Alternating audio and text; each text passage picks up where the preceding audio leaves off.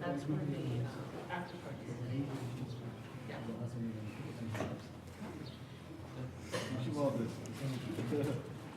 With a slow delay, I think we are ready to start the first lecture of the Paint-O-Palooza.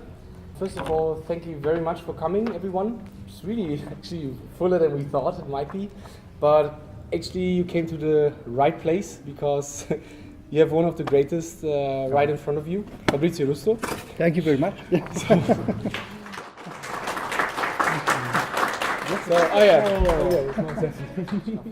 Fabrizio is a professional miniature painter since the year 2000, so he has been painting professionally 18 years by now. I mean, Fabrizio is a very old friend of mine. Yeah. I think it's 10 years that we have... Yeah, maybe the first time we met in 2005.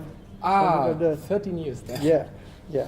That's quite a long time. And well, Fabrizio is one of these characters that when you meet him, you immediately feel there's something special about this guy. You know, he's very calm. He's does his art like he paints in a style that I think not many people paint. It is, I would say, a little bit like illustrative style. It's more like painted style. It's not about crystal like smooth blendings. It's more about expression in what you do, and about moods also that you can achieve with color.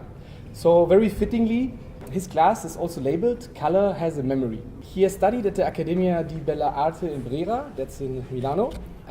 He has painted a lot of miniatures, but you cannot really pin him down on let's say fantasy or historical only. Yeah. I think you paint everything that you just get in your hands. Yeah.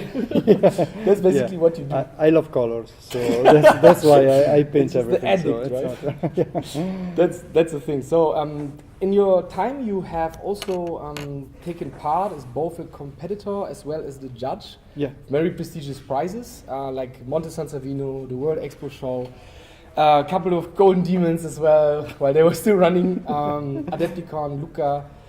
Maybe the first question. I mean, you are our head judge. Yeah. What do you think? Why should people compete in painting competitions at all? Why should they do that? I think there are two answers. The first one is because it's my answer. I love to do competitions. I really like to do competitions. So I think the first answer could be this one.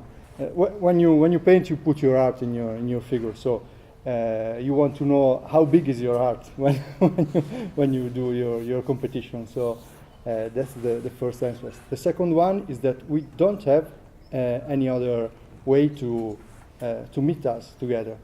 So in competition, it's a very solitary art.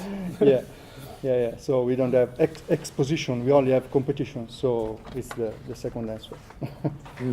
Can you tell us a little bit about where you do your work? Like where do you work? What is the environment there like? Oh, at home usually. I have a little place at home where I put my brush strokes. So it's very solitary, as you told before. But it's your time, it's your expression. We have a lot of friends on internet, and that's you. And when you paint something, how do you choose what it is that you will paint? That's not so easy to answer. My way to paint is just try to do the director of something like a film. I am the director, so I choose the light, I choose the way to express the figure, and I always try to do something like part of myself into the figure. So when I paint something like an ogre, I try to be that kind of ogre. So I imagine myself dressed like this, and try to think if it works some colors in that figure. So. That's the main theme of. It's a little bit like some actors. They have this thing that they become their role. So you also think that. Yeah. So you have to try to be your subject. So imagine to be. Well, it's like a bloodthirsty ogre. Imagine to smell like this kind of figure. Yeah. It could be funny and just a good way to give more to your paint, maybe.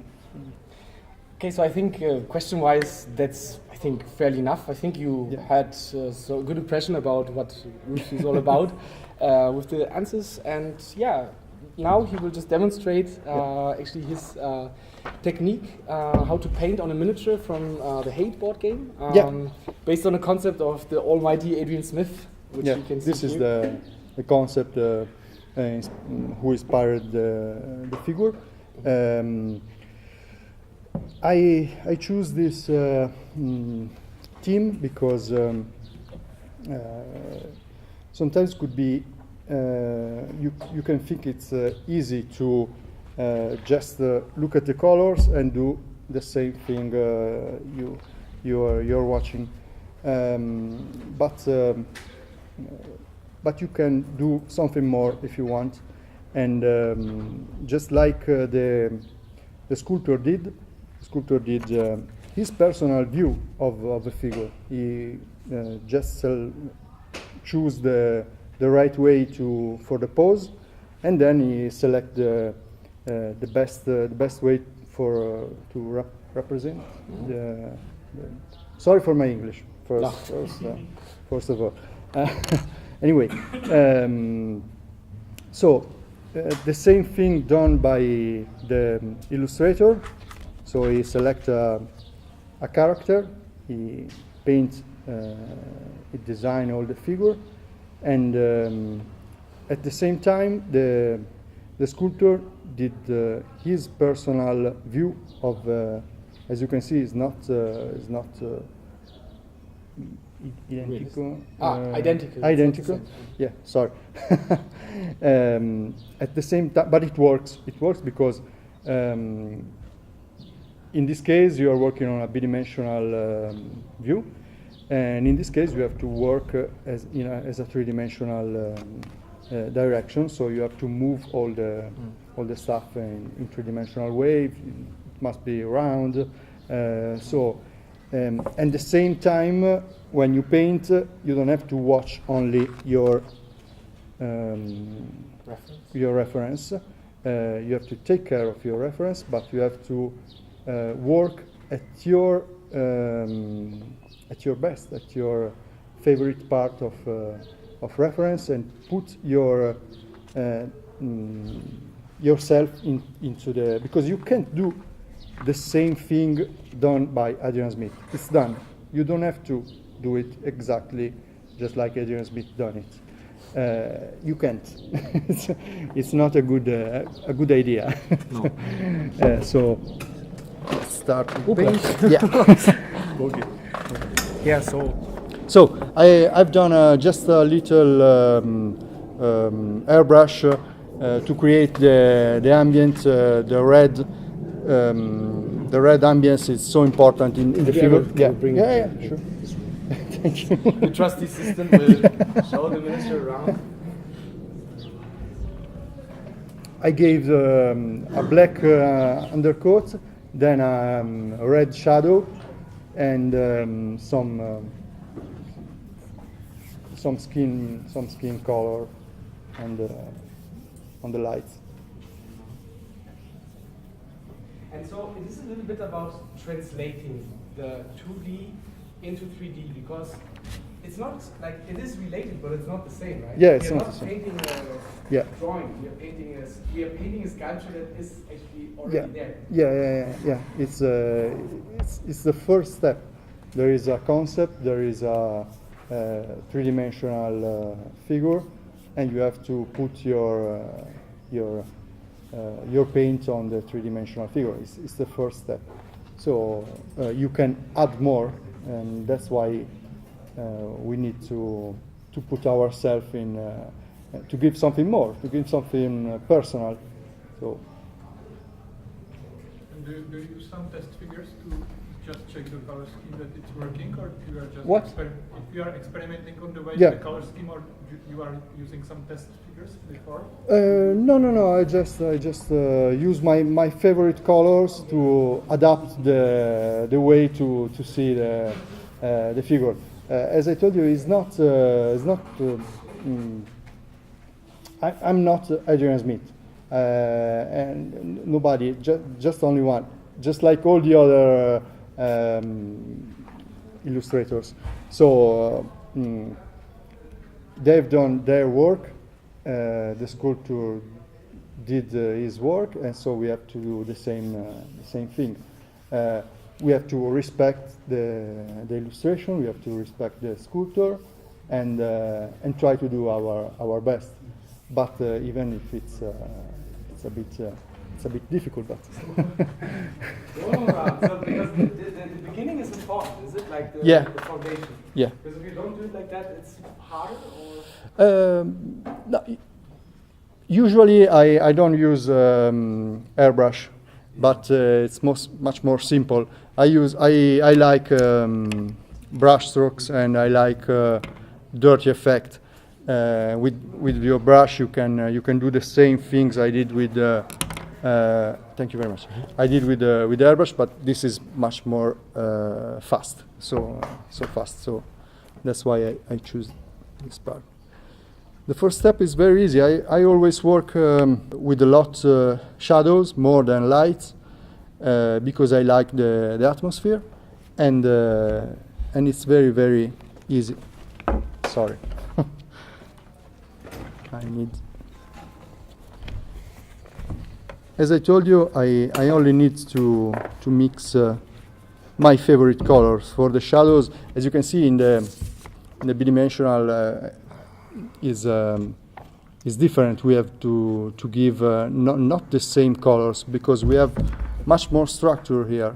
So in a bidimensional way, you only need gray and white to do a very smooth and very complex way of colors. In three-dimensional way, we work a lot we can work a lot with colors and with effect. So there's two special colors that you use, and I remember you giving like also a class just about that at AdeptiCon. Yeah. Your favorite. These are absolutely my favorite colors for shadows. I use in all the shadows of all the particulars I'm making. And we will not tell you which ones. Maybe you just pass it around. Yeah. They're heavy body acrylics. Yeah, like they're a bit shining, but with air dryer you can remove all the excess of water, and they are very flat. So I just mix them because I told you I love colors, and this is my favorite colors absolutely. So there are no reason. I think when you have your own experience, you can choose your favorite colors and just add everywhere you want. This is not complex. This is not a simple color. It's a complex color because it's mixed between a dark turquoise, and a reddish purple, something like a reddish purple. So it's a very complex color, and the result is. It's hard to describe, is it? Yeah, it's hard to describe. It's darker than a black. When you use black, when you mix black to a color, it works on bidimensional because you don't need to make it round. As you can see in this, the figure has only one strong dark point.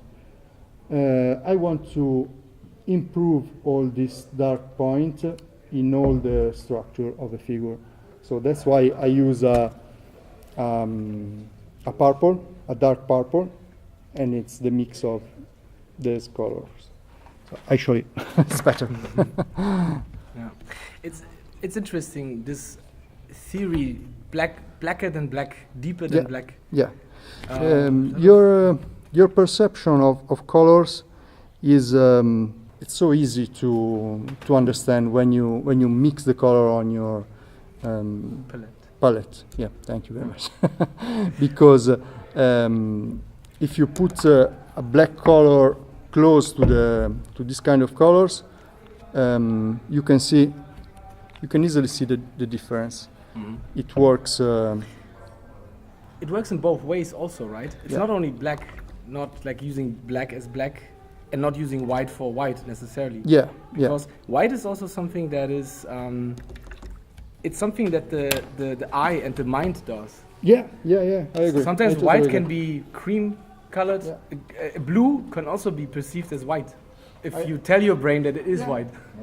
When you do chiaroscuro, just black and white, it's less complicated, complex than when you obviously than when you mix more colors. And the biggest contrast, theory is so simple, are just 7 rules, so everybody can study in just one day. If you want to learn more and more, there are so many books, but there are only 7 rules about theory. So when you do some contrast, the biggest contrasts are from warm and cold colors and complementary. All the rest is chiaroscuro. Chiaroscuro is just draw. Okay. So that's why I use my glass. That's why I prefer to use colors in the shadows than black and white.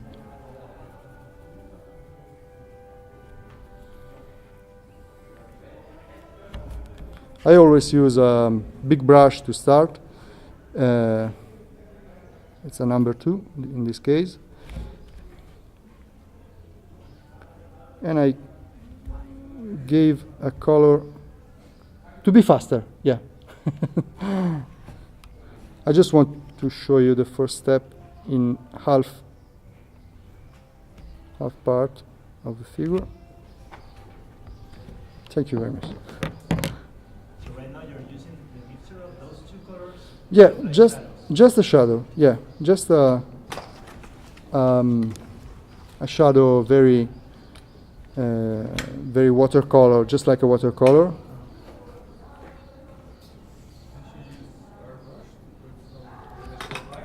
What? Yeah, it was with airbrush. Yeah. The first step I did it with the airbrush just to be faster, because I prefer dirty effect and textures to smooth effect, but.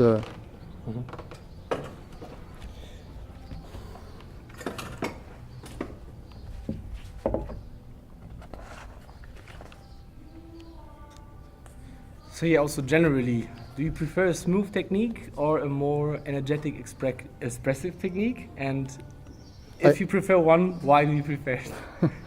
I don't know why. It's just me. I don't know. I never choose one or the other. I just try to paint as I did when I was a student, and this is the result. So I don't choose nothing. It's just the way of painting. I love so many smooth painter because they are totally different my way of painting. So. And you're left-handed. I never noticed that. Yeah. It's more convenient now, but I never knew that. Yeah, but we paint just one time together, I think. Yeah. Yeah. Where we saw actually, yes, what we do, right? I mean, yeah, you can always look at the result 1,000 times, but Yeah. actually painting, yeah.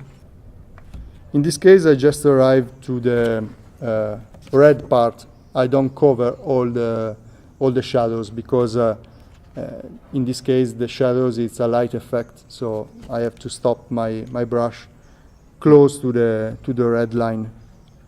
Yeah, and also in the reference, it's a very like this red color Yeah. Use this something like a rim light, like a side light that is extremely strong. Yeah, yeah, because it's as you can see, this is everything is unsaturated, and there is only a very strong red. Yeah, that's the only color, yeah, like saturated one that is. Yeah. Yeah. And it's a perfect choice because red is a dominant color. If you when I do my classes, I always I always left the people choose their favorite colors for some particulars.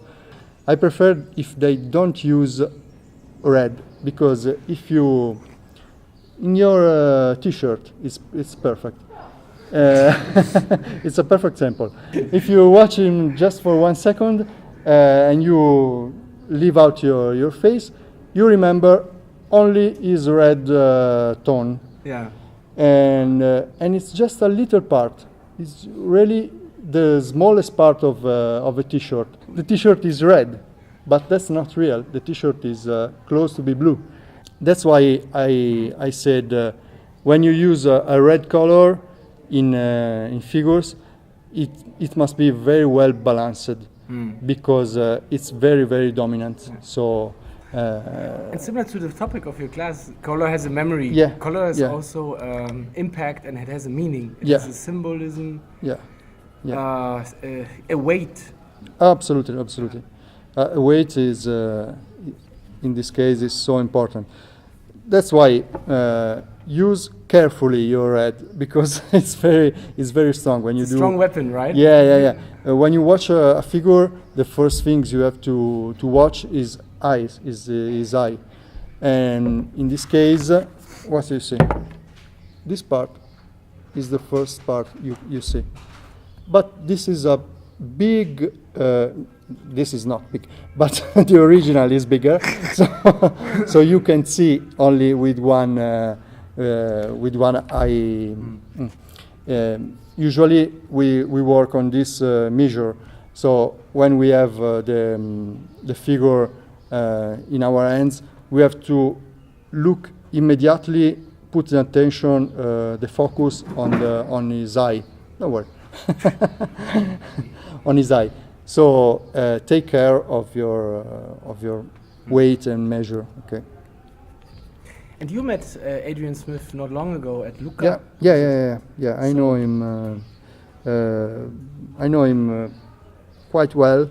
It's a very strong personality and an idol for me. So, if you would see the guy, would you be able to tell that he painted these paintings? Like, is it something in his personality that you could feel that he's, because his painting is, it's hard to describe, you know. It's oh yeah, a lot of desaturated colors, but then again, it's a full with. It's a little bit grim, you know. Yeah. These teeth, everything is like very like you know. Yeah. Very often. Yeah, it's close to his personality. It's very close to his personality. Okay. So. Bloodthirst. Yeah. No. But it's very.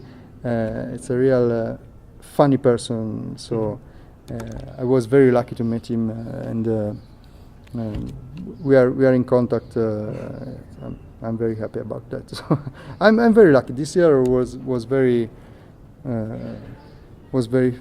fortunate about all the artists I met. So maybe next Lucca there will be the same showcase with artists, and so if you're planning to be in Lucca, it will be very, very nice. It's also really interesting to see how some artists paint eyes, never white, you know. Kirill Kanai, for example, he paints them red very often, like really red. And it's such a nice effect because if you look at references of eyes, first of all, mostly they are a little bit brighter than the skin tone. It's not at all white. And the second of all, the whites of your eyes, they can do a lot of really weird things. They tell a lot about your health. So if they are a little bit yellowish, it might be worth like looking to your liver.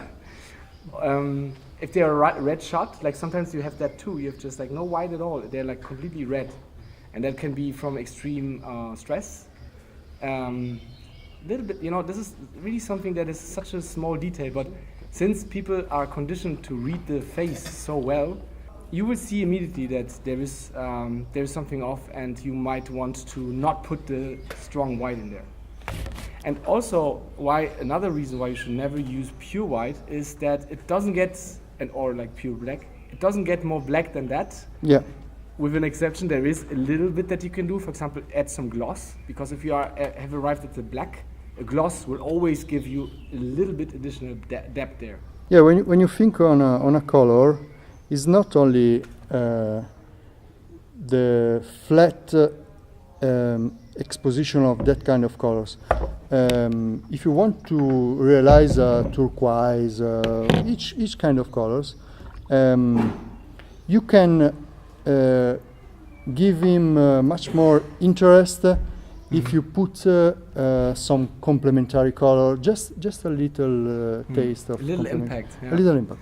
Yeah, it will be much more complex and much more interesting. The difficult part is just to balance it, because it must be that kind of colors. If you want to realize, just like his t-shirt, if you want to realize a blue t-shirt, you don't have to, you can add some red part, but there must be very, very close, very, very thin, but it's very interesting to put different colors in to realize not a flat effect. Yeah. Of that kind of color. In painting, there's also this one effect called smuggling red. Have you heard about that? No. It's for people who usually paint big landscape. Yeah. And they have a lot of green in there. Yeah. So adding tiny amounts of red or orange will make it like smuggling them in. Will enhance the effect of depth so much. Absolutely. It sounds counterintuitive, but it's absolutely. But it's, as you said, it's a question of balance. Balance, If you don't balance it right, you end up with something, with a mess. If your eyes notice it immediately, the problem, that it's something that you have to correct. You're like a smuggler that has been caught. Yeah. Yeah. If you don't see that kind of difference, means that it works. Even when you go to a cinema to look at I don't know, medieval film, and there are some frames with somebody who ran with Nike shoes. With a clock. So that light in that part show you that there's something that doesn't work. It's only one frame. We are working on a frame. That's only one frame, and everything must be easy to watch. So understandable. So that's it. Maybe one or two words about your general setup. What do you think about colors, like the brushes? Special type of brands? There are no brand I like. You hate them all. No, everybody hates Games Workshop colors, but they are not so bad if you know them very well. You know they don't cover nothing, so you use this kind of colors. You get with transparency. The transparency of colors is perfect. So you know how to use it, and that's the best way. As I told you, I love these kind of colors, but are very shiny, very shiny. So they also have their properties, and that you need to know about. Right? Absolutely. If you know the property of colors, you can use them. If you like a tone, buy it, and you will find a way to use it. Maybe, okay, this is my favorite color, but it's too shiny. I will use it only on one particular, just a little. But I like it, so we are maniacs. So so we buy all the colors we like, and we will find the solution to use it. It's just I don't like brand. The only The only brand I use is Winsor & Newton Series 7 number 0. All the other brush are casual. It's the only brush I use 90% of a figure. So all the rest, it's your taste, it's your brush strokes, it's your experience. The most important part on painting is your experience. So it's just a muscle. So you have to improve your strong with painting. That's all. You said that you use a number 0 for the whole miniature for 90% of it? Yeah, number 0. Yeah. Because I am.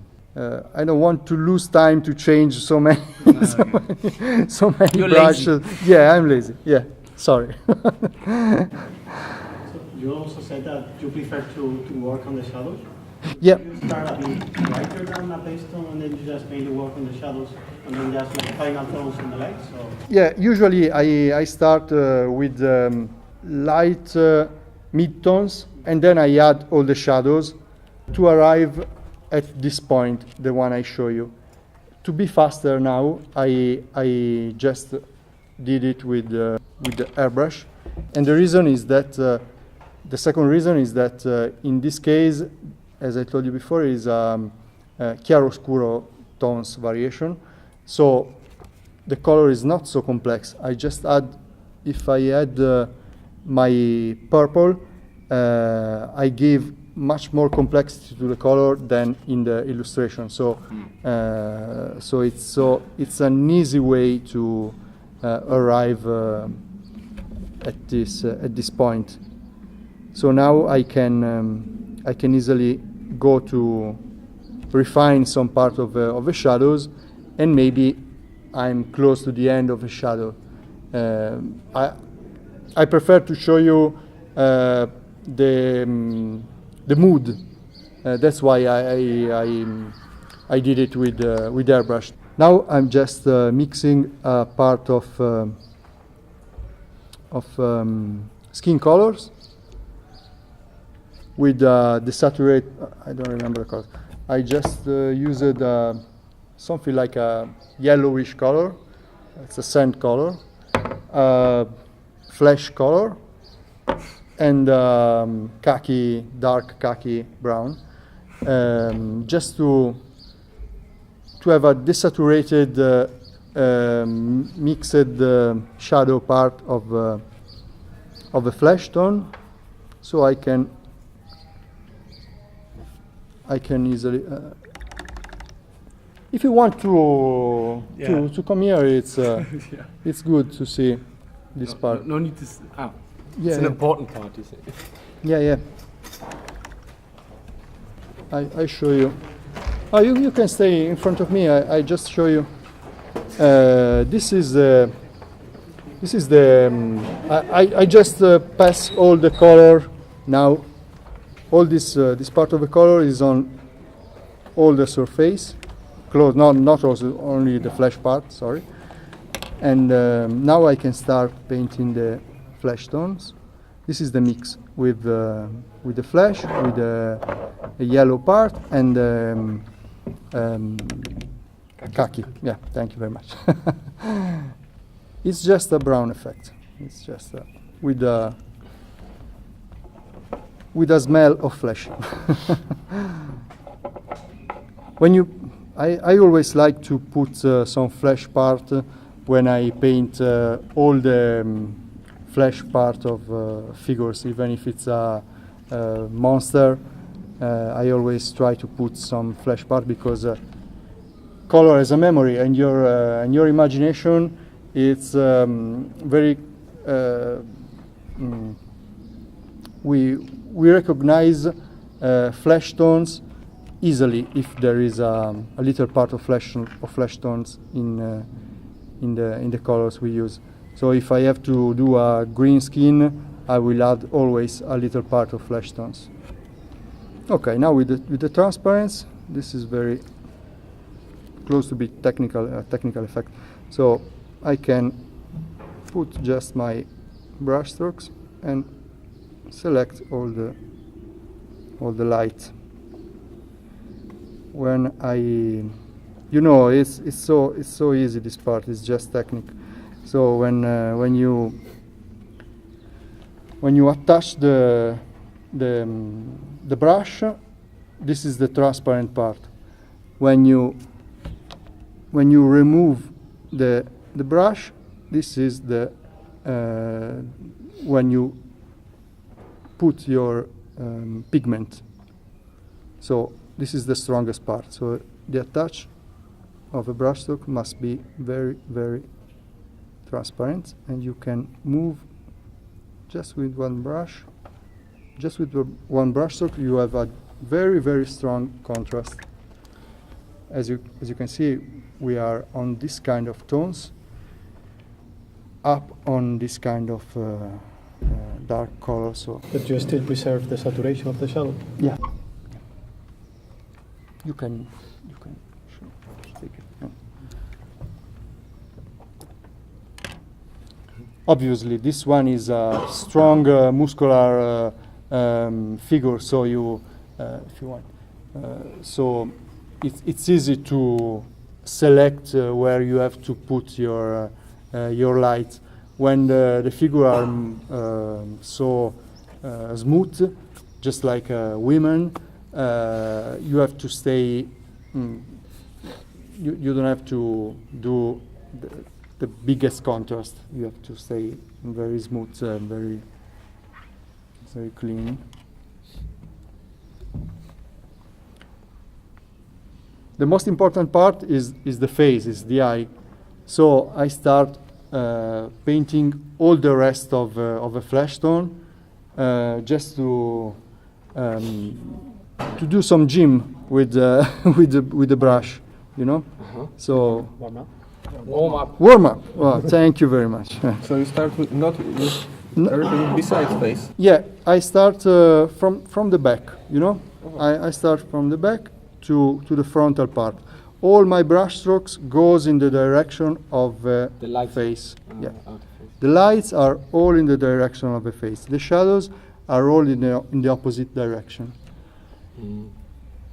That's to create an ambient, and that's because of a technical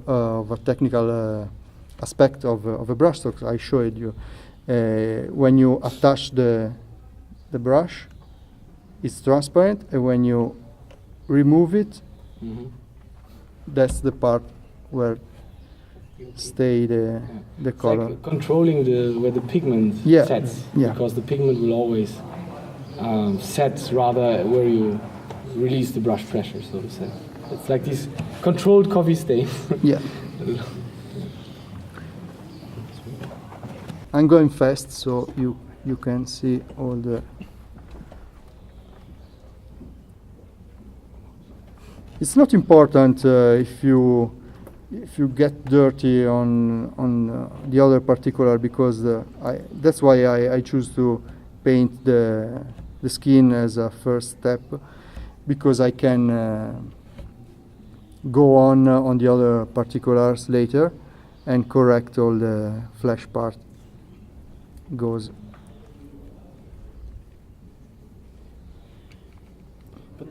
Here you went like a bit crazy in the sense that you directly moved to like a really light glaze.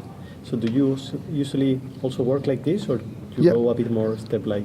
No. I always the biggest step is done because I did it with the airbrush. Now it's just to work in the middle. So I'm just working on the medium color of a skin, and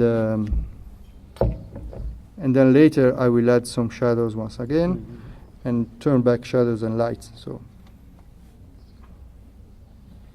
Do you mostly use the zenithal highlight if you want to your face be the highest highlight, or you use some direct points of light, for example, on the sides?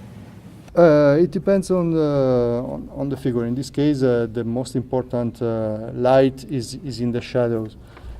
So all the rest of the model, I will do a zenithal light just to show the volumes and all the details.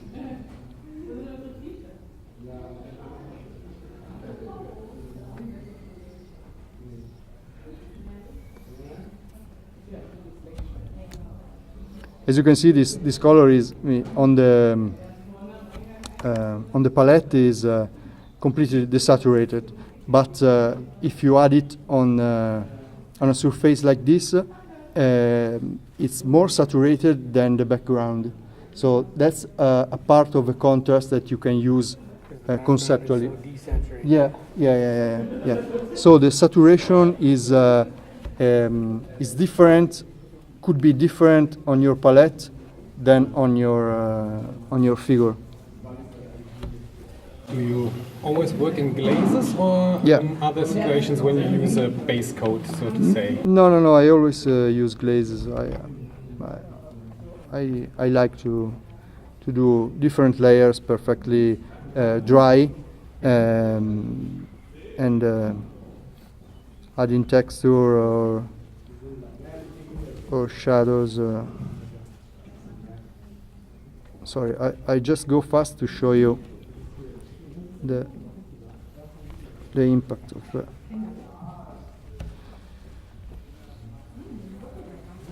Do you paint all the main highlight with the same color, or you sometimes differentiate, for example? Yeah, correct. In this case, I use always the same colors because it's just a chiaroscuro tones variation, but I can always add different kind of colors. I prefer to add different kind of colors when I work layer by layer.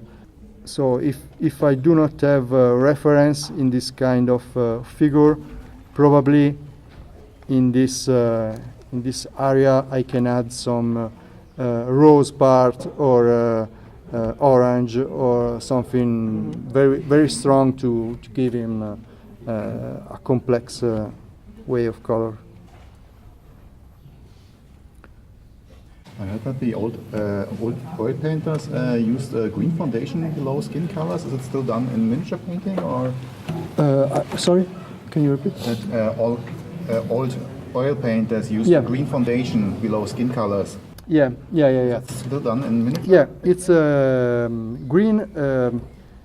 It's my second choice for the shadows, because when we look in our face, in our body, there are a lot of tones, little tones, very green. You know, the skin is I think 7 part of seven layers.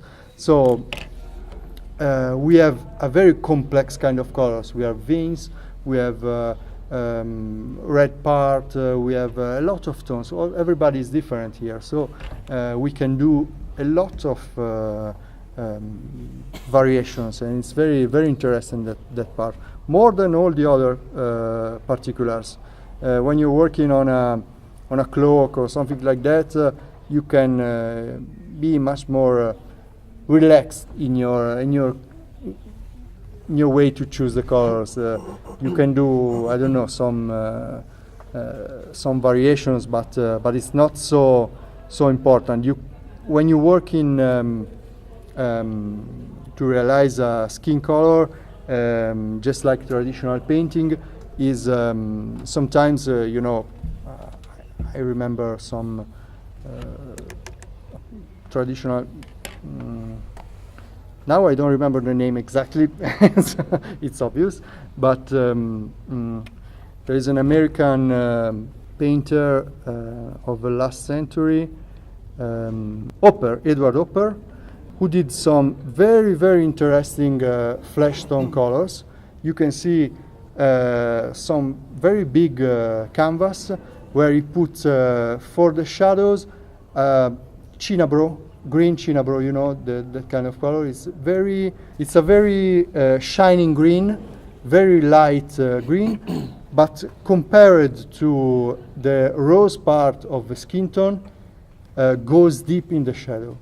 It's unbelievable. If you cover the rose tone of the skin, you only see a very, it's not like this, but it's much more cold. It's colder than this green. Yeah, something like a jade green, correct. Something like a jade green. It's a bit more deeper, but it's similar. Yeah. So when you use green tone in your shadows for the skin, goes immediately deeper than this kind of colors. The saturated color are very, very good for chiaroscuro. So if you want to go on a black and white contrast, it's correct. But if you add some part of colors, you will have immediately a deeper contrast. So.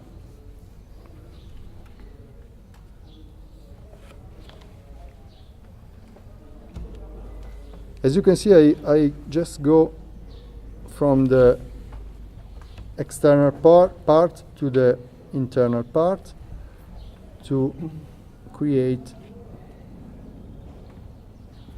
to give the attention on the face.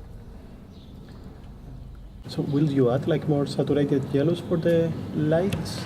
Not at the moment. Oh, Not at yeah, the moment. Maybe yeah, later. later, Maybe yes. later I can use more. At the moment, I'm just working on the volumes, so I don't need to. Yeah.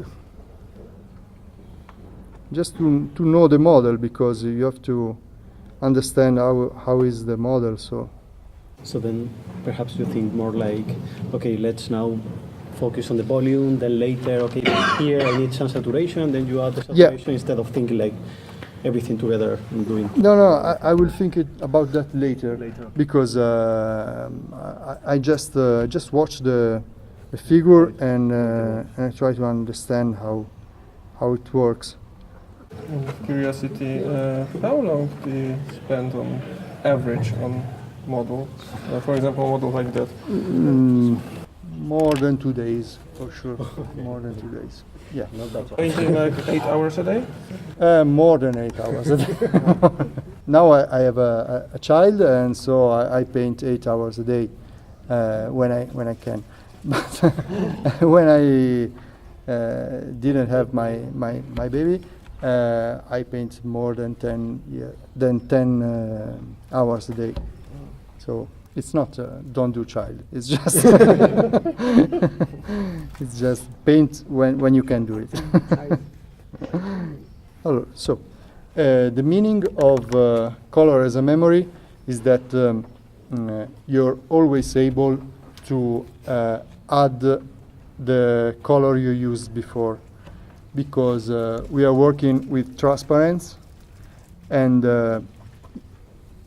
if we add, if we want to add a tone on the figure that you are working, you're always in time to add it. In this case, I just select the reddish part of purple I made before. It's always the same mix, but it's much more reddish than the one I used before, because I had a big red colors on the light, on the shadow, so I need to make it more intense. And this is so easy.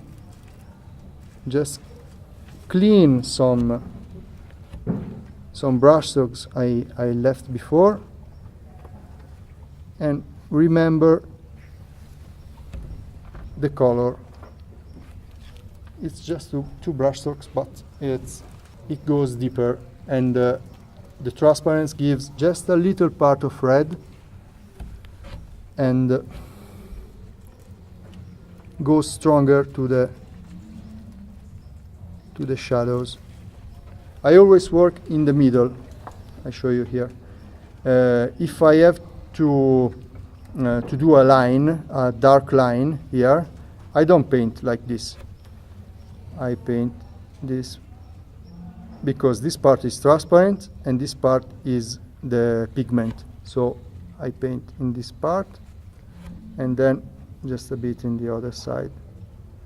So the pigment goes in the middle, and this is the strongest part. If I put a line like this with acrylics, we have here a bottom and two lines, and into the two lines we have a light. So this is the only technical part of painting. All the rest is impression, as I told you, is your way to be that kind of character.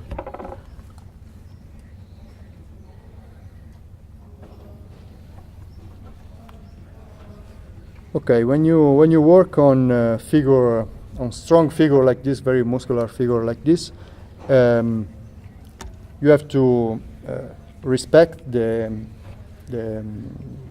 sculptor, but it's better if you know something of anatomy. It's just a bit better, because sometimes we see it's normal. We see in the middle of a body the darkest part of the shadows. That's not natural. That's absolutely not natural. We all have the strongest light here. The sternal part is the strongest light. Okay, the maximum light is on the eye. It's in the middle of your eye. But this part is, if you use a zenithal light, this part is one of the strongest light of your body. So if the sculptor did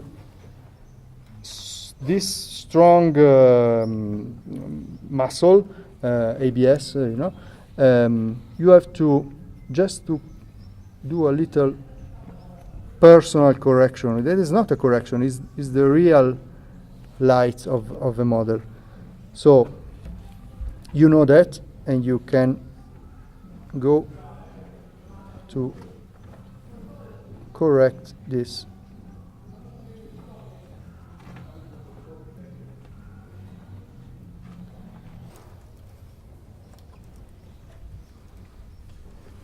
And when I told you that the color has a memory, if I did some mistake, I can easily correct with the other color I used. Just a brushstroke, even if it's totally different, this tone by this tone. With the transparent, I can add more shadows or correct just the brushstrokes. It's not finished, but it's just to show you how it works. This part is very, very light, a light part of the model. Are you going to paint these metals in MM or regular metallics? I prefer regular metallics. There are not so many. To me, there are not so many figures that you can paint with metal, non-metal. But it's only a personal way to see him, and I like the kind of color. I know it's better use metal non-metal for a photographic effect, because gray tones are easily to recognize by your camera. But in real life, I have a different feeling with. But what about, for example, the strong red light? Do you think it's going to look as well on the metallics as it would on non-metallics? Because I think it might be a little problematic. What I want to hear your. Oh, with the strong red light. Yes, You mean? Oh, yeah. No, it's not a problem. You can when you use. I didn't took with me metallic colors, but when you use metallic colors, you can easily add your tones to the. So you just mix in the color to the metal? Not always mix. Usually I did the first step on this blade. Imagine I use a medium metallic, and I just add not black, a gray tone or a mid tones like this one, because sometimes metallics go separated when you put it on the surface, and mix it with just a little part of acrylic colors. They are a bit more flat, just a bit. So this is the first step. I paint all the surface with mid-tones of metallic and just a little bit of dark gray, and later I add this lovely color as a shadow. So I always do, maybe, okay, it's better to give him a darker blue effect, because it's similar to the image that you have in of a blade, and so you cover all the work you did with the metallic. There's no metallic here, but imagine it. And as you can see, the sense of a brushstroke is from the middle of all the figure to the external part. The shadows are always in the same direction. So I just start in the middle and leave the brushstrokes in the end of a model. Anyway, 1, 2, 3 steps when you think it's complete, when you think it's very dark, and then you turn back on the midtones, metallic midtones, and then one light with metallic tones, just metallic tones, and then the last light to give texture. I use golden color. Golden is another artistic, you know? Okay, okay. It's another artistic brand similar to Winsor & Newton. It's called Pearl Fine. Pearl Fine, and it's very, very shining. You can use it, this kind of colors, you can use it without water, because, as you can see, are very, very elastic. So you can work it for a long time, more than this kind of color, especially in metallic pigments. Are perfect to use in, I call pasta, this part of color. So I just take a lot of pasta of a color, and I use it for, now it's not the correct color. Anyway, I use the white to show you. Oh, this is a new line of colors. I can't say more than this, but it's very, very interesting because they work very, very nice. I never use white, as just like I said Matt before, but in this case I'm trying now, and it's very, very interesting kind of white. So it's very similar to this kind of colors. And now I can show you how I work with texture on metal. Imagine this is the pearl fine colors, golden. So I can just give some cut line or just some points, just to do some little texture on the brush strokes, on the blade.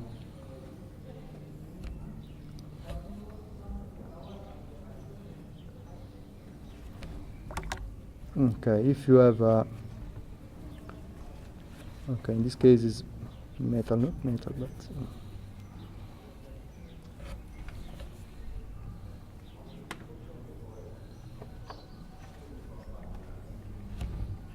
obviously the dimension of a brush strokes now is a bit different. It's obvious.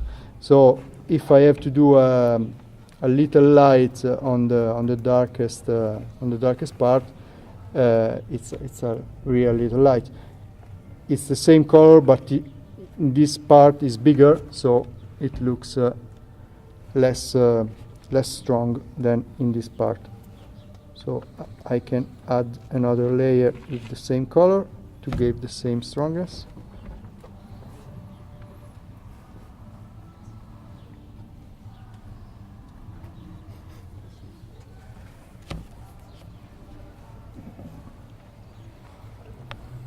And with the same, if you add the same color, maybe I said obvious things, but it's important.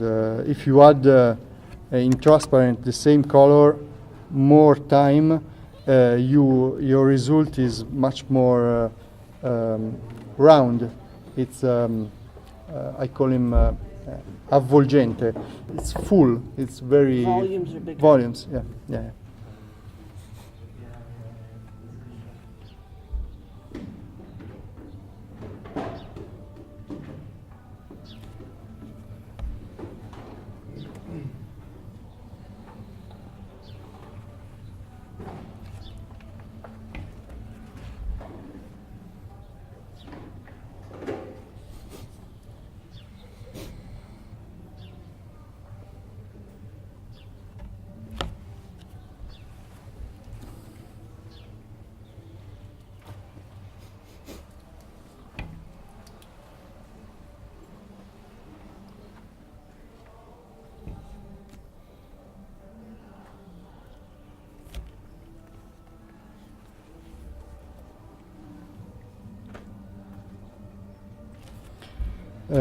This muscle is another important part. Each sculptor sign it very well. It's called sternocleidomastoideo, and it's a real important light of your model because it defines all the figure and goes. It draws your eye to the face. Perfect. Yeah, thank you very much.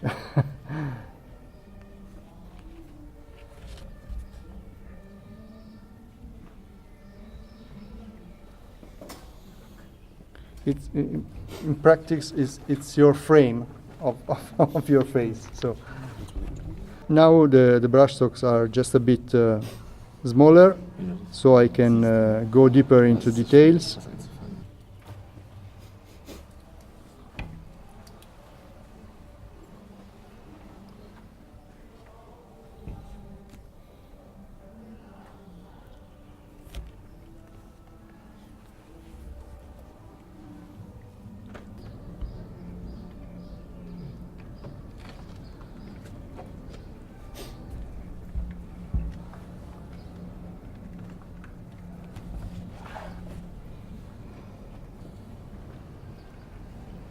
And the same concept I show you for the sternal part is on this part of the face.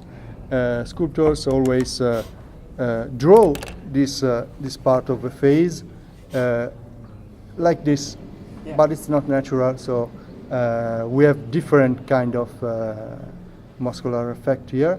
But this part is very full of light. It's just a little dark. Shadows, and it's one of the 7 parts of your skin. So this is a perfect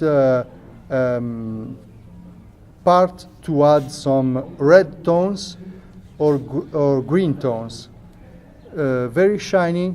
You did the shadows before, so the color remember all your shadows you made before.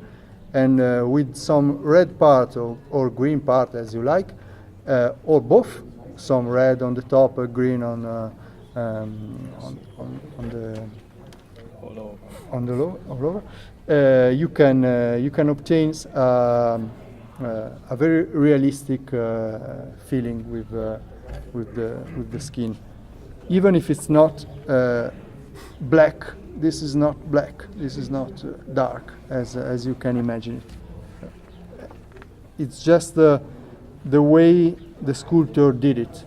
So you have to give a good transition between the imagine you have, the work of a sculptor, and what you know. You have to know just a little part of. It's just if you don't want to study anatomy because it's boring. I know. Look at some pictures. Look at some pictures. Yeah, if you have so many references, look at the face of your friends, of all the persons who are close to you, and just think on how to translate in color.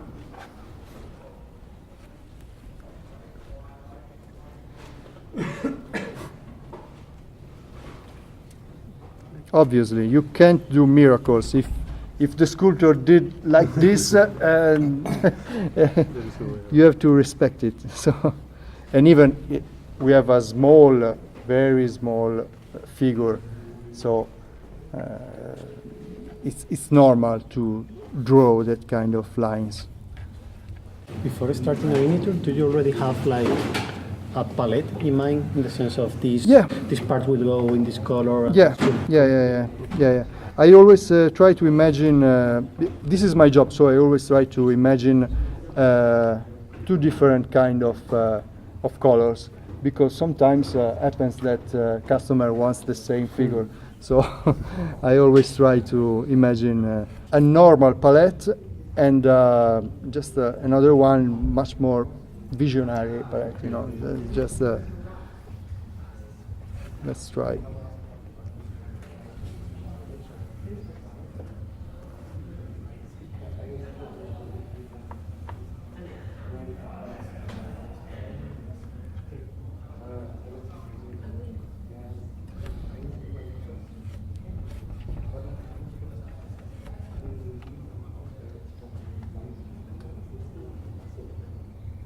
So as you can see, in the middle of Sternocleidomastideo, we will have a very strong light that complete the external part that I mentioned before, and it goes always in the same direction. I paint in this direction. Yeah, this is the stronger side, because it go easy to the middle of a face and put all the attention on the face. You have always to think on the face of a model. Yeah, there are some cases, usually are a pyramidal figure. But sometimes are very, very strange, and you have to move your brush strokes on the figure you have to represent.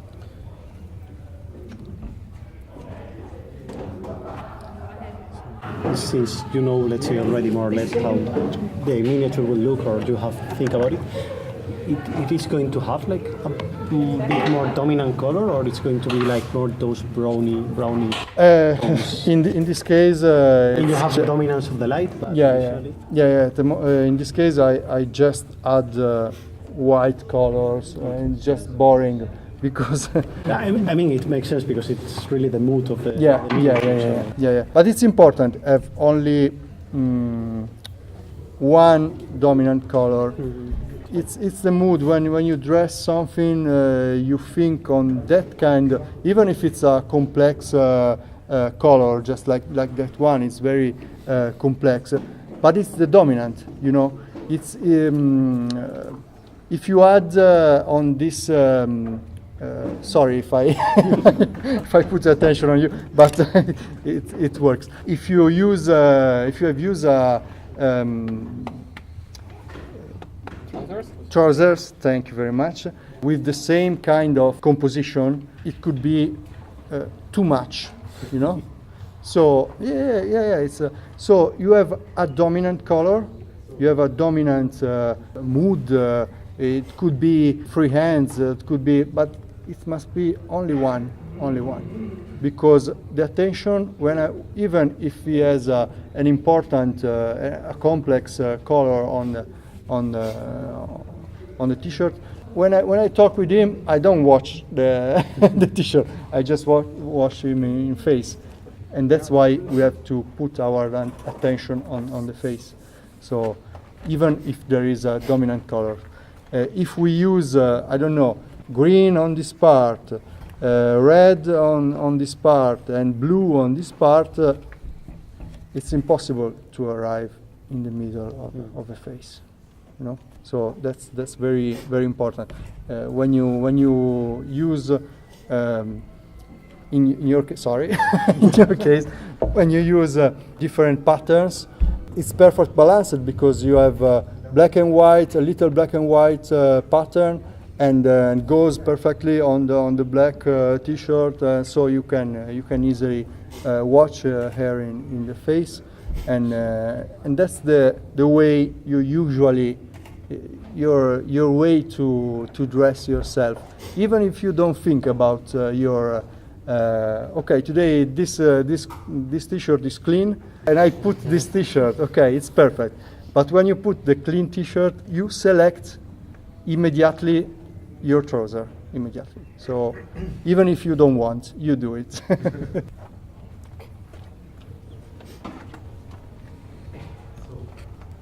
As for this drawing attention to the face and the middle of the model, I've read on some tutorial, I don't remember where, but that is good idea to treat your model as a cylinder that has a light, main light on the in the middle. Yeah, absolutely.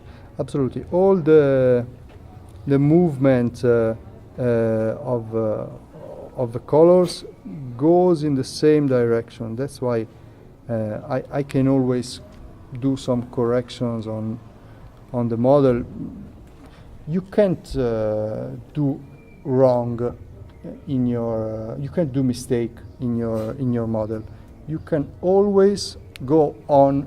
Less is more. So if you arrive immediately on the solution, it's better because you don't fight with your model, with your brush. You're always in time to do improvement and to do corrections.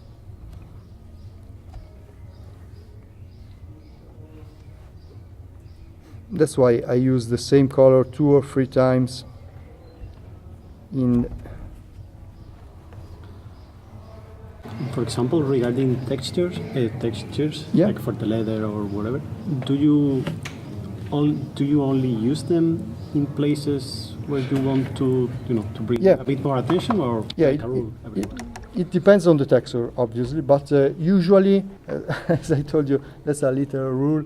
I don't like rules, but that's a little important rules that you can think. And less is more. So we are working on very small figure. If we add so many texture, it's too much. It's really too much. When I know that I have to add texture, just like I show you in this part, only the last light is my texture. When the texture must be strong, I work on the last light and on the last shadow. On the last shadow. The midtones could be the part that create the smooth effect. So we have, when it's strong, we have 2 parts of texture, the last light and the last shadow. And when it's not so strong, I have 1 part of texture and 2 parts of smooth color. It's very fast, so don't look at the brush strokes, please. just look at the way to give the shadows and the light, and it's just a color. I always try to add another light to the model because it's a technical improvement. So if in your brushstroke you can add 1 more light, and you can understand when and where to stop your colors. So I always try it on the.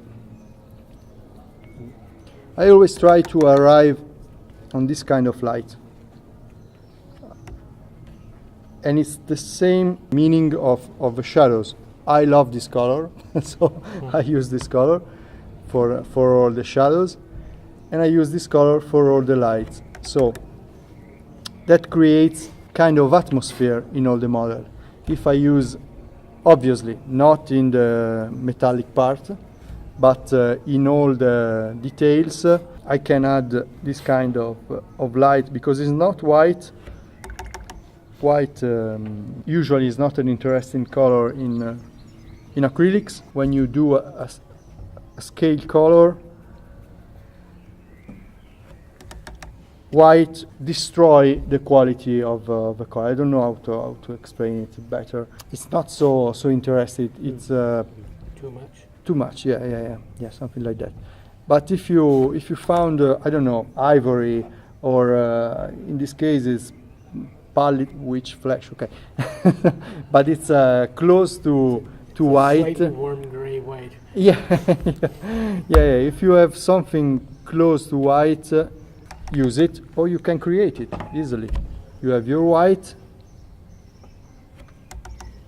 and if you want a very cold, this is too much, a very cold white, you can add just a bit on the white, and that's really different from the white color, and it goes very, very interesting to give. It's not so easy to work with a light, with a blue light color, because usually cold colors are for, you can imagine it, you can For night. yeah, for shadows, for night, for gives a deeper effect. So anyway, let's turn back on our light. I just add to the mix I did before, and as you can see, I don't use the scale. I don't work step by step. I prefer to use the transparent part of the colors.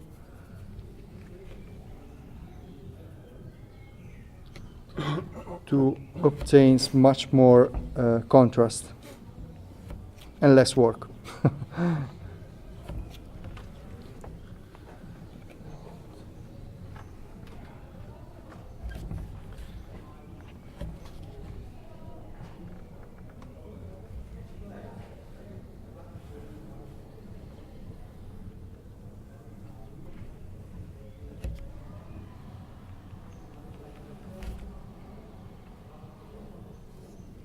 At your first look is too much, because now I'm working on chiaroscuro. So this is very, very light, very, very chiaro. And in this case, I lose all the tones of the flesh. It's not a problem. You can always add it later. So I know it. I just want to improve the light. So I know this kind of working, and later I will add some natural skin colors. So work on the gradient first. Yeah, yeah.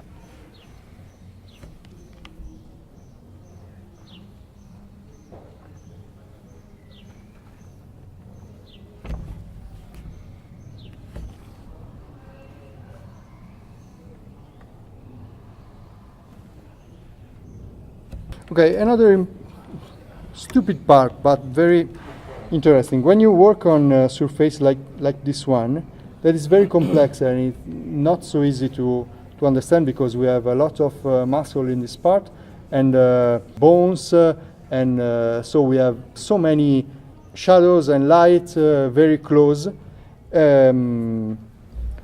You just, and maybe some particular like that, the ring, and inside you have to work on the same color that if there is not the rings. So you have to think on this particular, you have to paint this particular and pay attention on this part, because sometimes we work in all the details, and the ring part could result just like a round part of flesh, but it's not a round part of flesh. It's just the flesh covered by another particular. So this part probably will be a big light, only a big light, but we have to work in the same or using the same set of colors. Yeah, thank you very much. Okay, only this part is done. So it's just another step. You can pass by. When you are reaching the end of a miniature, yeah, there is always this part that is like, okay, I can do something else. Yeah. I can do something else. Yeah. Yeah. Do you more or less know when something is finished, or at some point you have to say, okay? It's not so easy to understand when you have to stop. That's the most difficult part, because everybody wants to do more. Everybody wants to add one step and you destroy everything you've done before.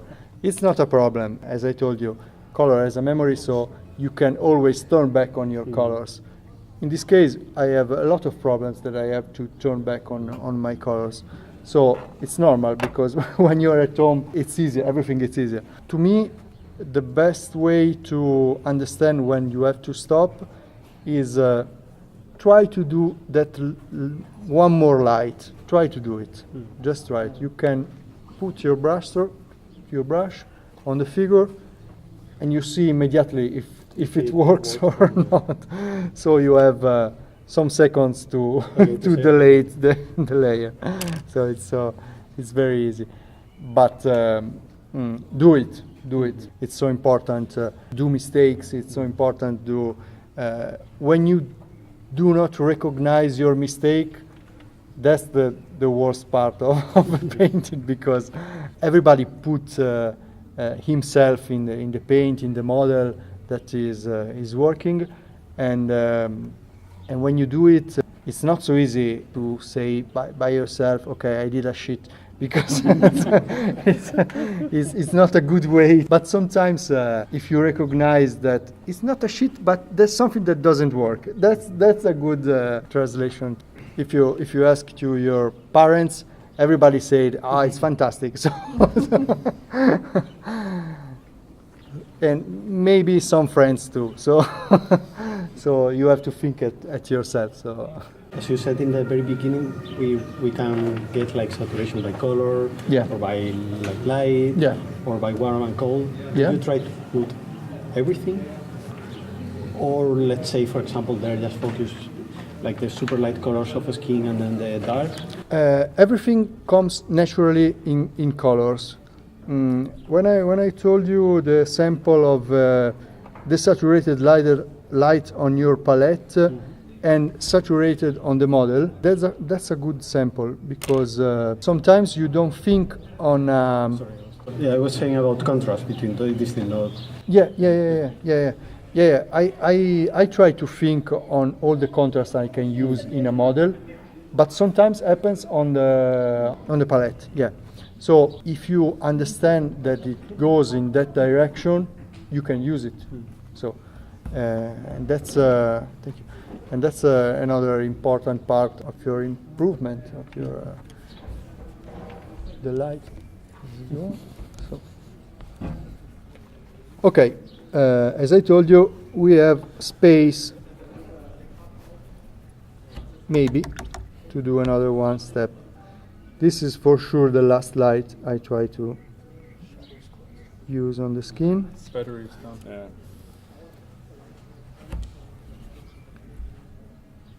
So it's always smaller.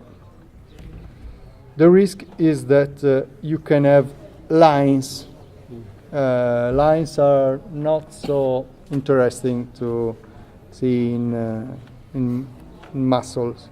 So try always to work in a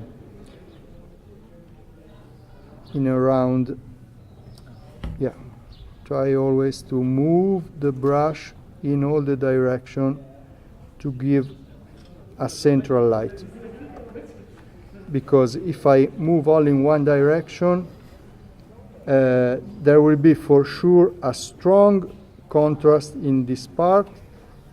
Is the strongest light, and this is the strongest shadow.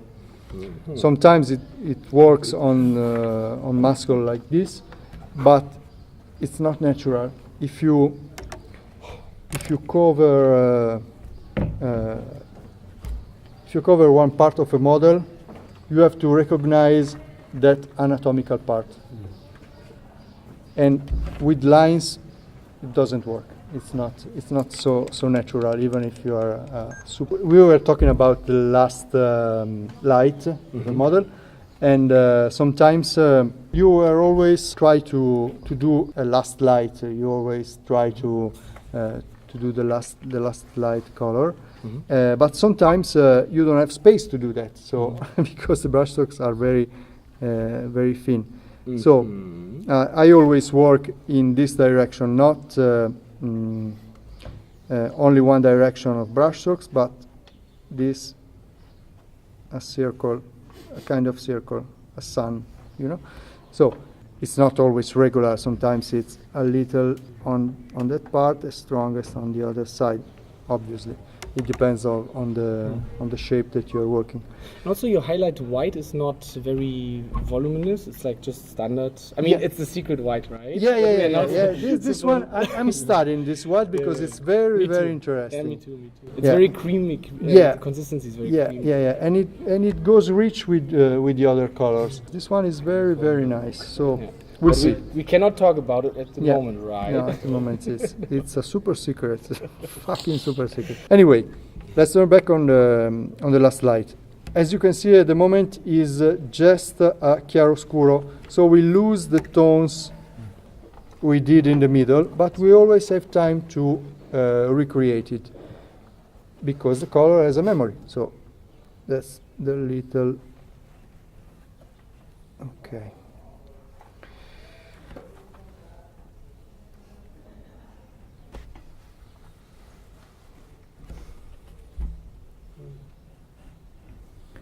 Okay, and about the lines, I was talking is just that you have to create something similar to the natural anatomy. So in anatomy, you don't have this kind of strong muscle. So if you cover a part of the model, sometimes you do not recognize the figure. So if you know just a bit of anatomy, that can correct the way you can add shadows and lights. Or maybe you can just study, just like I did in this case, just study the work of a sculptor, because it's beautiful. So you can use it. But also talking about like anatomy, we are painting an ogre, right? So looking at references is difficult. You might look at body, like weightlifters, bodybuilders. And you might see something there that you might want to enhance, and then suddenly it becomes, it's like an inspiration from reference, really. Yeah, absolutely. We always need reference, physical reference, or in your mind. If you have something in your mind, that gives to the model a bit more of personality. But if you don't know how to do that part, it's better if you have a reference, because you will learn, and later it will be part of your experience. So that's so important. Anyway, we lose all the tones of the colors because now we have a white color versus dark shadow colors that, if you watch at this kind of distance, looks black and white, chiaroscuro. Okay, it looks black and white. So we have to turn back on the flesh color to bring some saturation back. Yeah.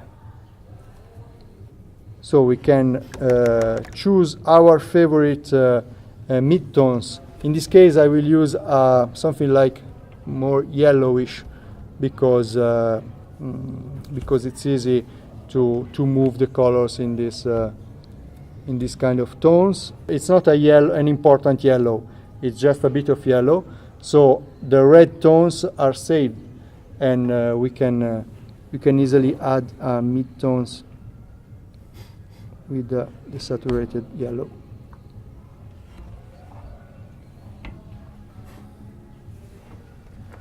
And I go just in the middle. I turn back on some light.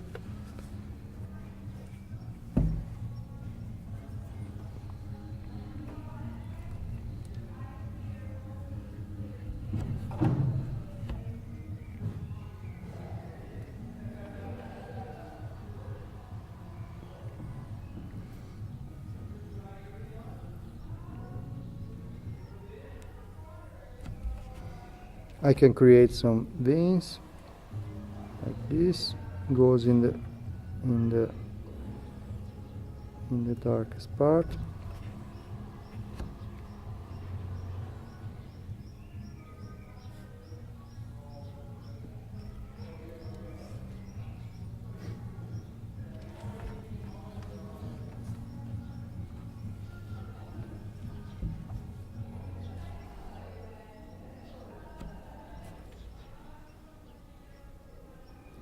Another important part is sometimes we leave some dark part close to the details.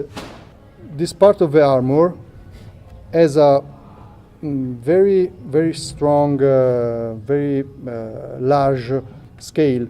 So if I just leave a lot shadow on the flesh tones, there will be another very dark shadow on the armor, and the result is a strong dark color here. It's not so natural. When you add something to your skin, even you can see it's a little thin line. Yeah, it's like not black lining. Yeah. It's not very good. Bravissimo. It's not black lining. I hate black lining.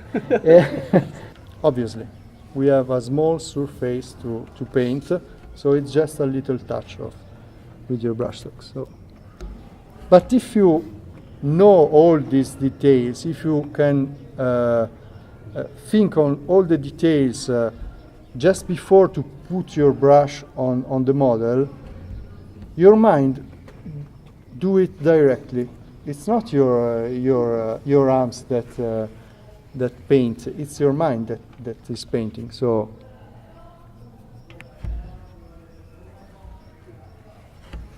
my father has always also said that really, your mind creates what you see. Yeah, it's yeah, really yeah. true, you know, because your brain tries to make sense of what you see. Yeah. Always your brain tries to make sense.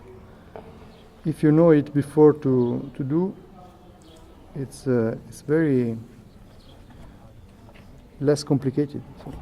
And you spend most of the time on the focal parts of your miniature, like the head. You said is something like a focal point. Yeah. So most of the painting goes in this part, right?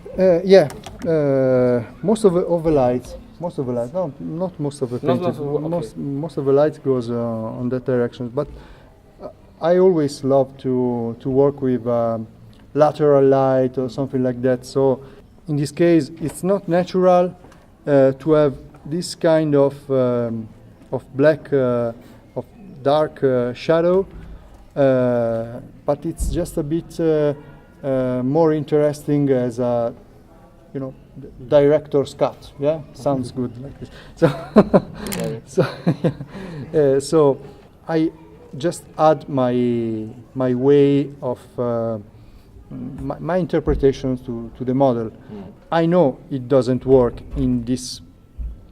It's not natural to have this kind of shadow in this area because this area is very, very full of light. So it's impossible to have this difference. But it works because when I'm focused on this part of the model, I don't see this shadow. I just see the focus part. So it's just it's a decision, right? You decision. decide. Yeah. It's just ambient. Where do you put emphasis? And this is your version of. Yeah, this. it's just atmosphere, ambient. It's just something that you can create. It's the same way the illustration create their own figure. In bidimensional painting, so many steps we did are just a wash. It's just a little brush strokes, or a big brush strokes to create that kind of ambient that we go crazy to create on a miniature. My only suggestion is just to know what you are doing. If you know a little part of anatomy, or if you don't know anatomy and you have a lot of references, the same. So understand what you are doing. That's the most important part. If you don't know, I don't know. There are a lot of great painters that don't know how is composed. I call him grand dentato. I don't know is the English name of this part. This part of this muscle. Sometimes sculptors create some balls on that part. It's not a real ball. It's a lot of triangles. You know, it's interesting to move your colors to create that kind of shape, because sometimes it's just a movement of your brushstroke. No, for the sculptor. It's just a little movement, and it's natural for the sculptor because he know anatomy perfectly. So he do just one movement, and you have to work your with your brush to create the shape that the sculptor don't want to create, because in that movement the sculptor probably imagine the shadow. So if you know how it works, the anatomy, you can control the shadows of a sculptor. It's just a mediatic way to do the painter. So some painters also call this sculpting with color. Yeah. That's it. And it's very very important. You can draw it easily. You can modify everything. Yeah, More dramatic. absolutely. And that's important for the expression. Sometimes we work on all the models, looking for all the shape of the model, and we don't give an expression to the figure. And it's so important to give an expression to the figure, because when the artist creates the idea, always gives us sensation to the public, and we have to do the same. We have to try to do the same, because it's our interpretation. So it's very nice to work like this. We are in time? So yes, we are in time. Okay. If I would suggest, if someone has a question to Yeah. Fabrizio, it could also not have to do with this model, but something personal.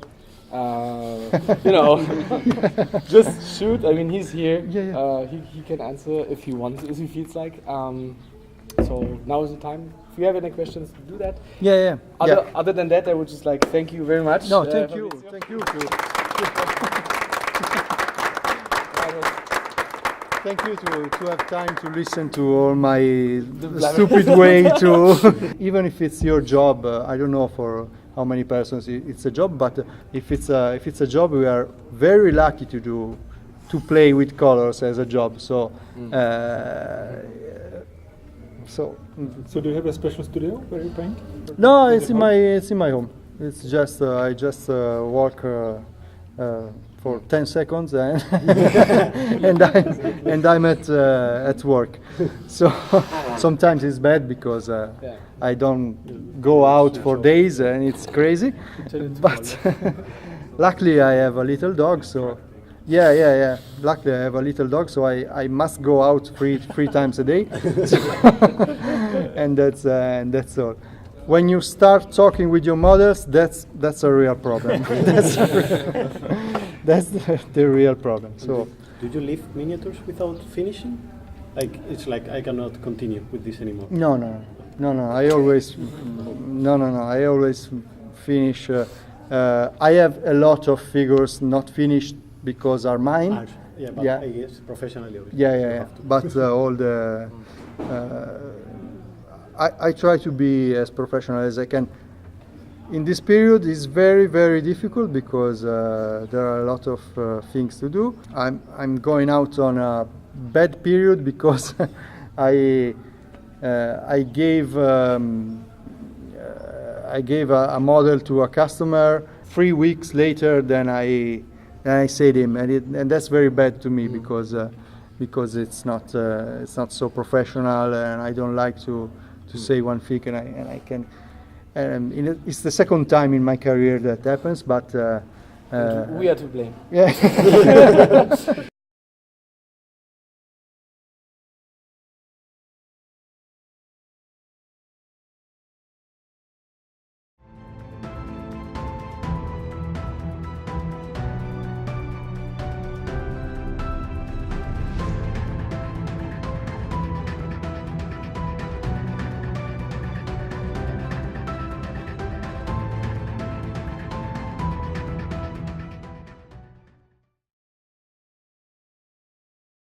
So Okay.